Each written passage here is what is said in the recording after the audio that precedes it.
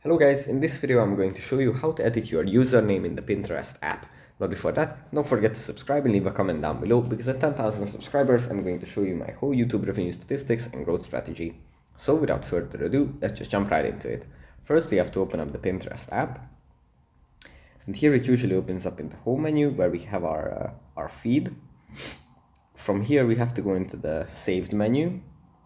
And then in the top right corner there is a little cog. We have to tap on that. And after we are presented with a list. And on in the top of the list there is edit profile. We tap on this. And then if we scroll down a bit we find username. Now if you tap on this we can edit our username and set one that we would like. And after we are done, we just tap on done. And yeah, that's pretty much it for this video. Hope it was helpful for you guys, and I'll see you in the next one. Bye.